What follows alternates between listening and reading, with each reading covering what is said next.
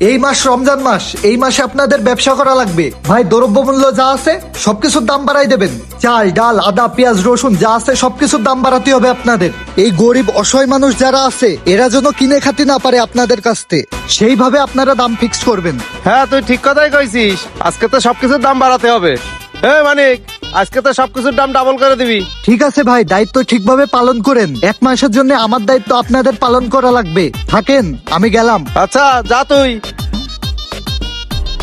এ ভাই আসেন আসেন আসেন, ঢাকা ঢাকা ঢাকা।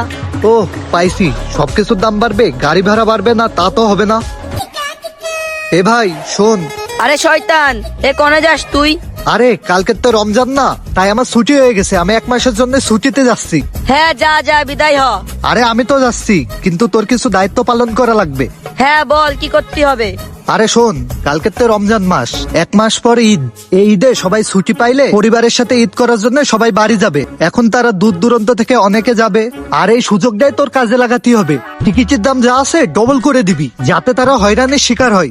আর শুধু তুই একা না, এই আশেপাশে যারা আছে সবাইরে বলে দিবি, যারা বাড়ি যাবে তারা যেন বাড়ি যেতে না পারে। আর এভাবেই তোরা ঈদের বাজারে সিন্ডিকেট শুরু করে দিবি। হ্যাঁ তুই ঠিক কথা বলেছিস, এটাই আমাদের করতে হবে। থাক, আমি এক মাসের জন্য গেলাম। আচ্ছা যা।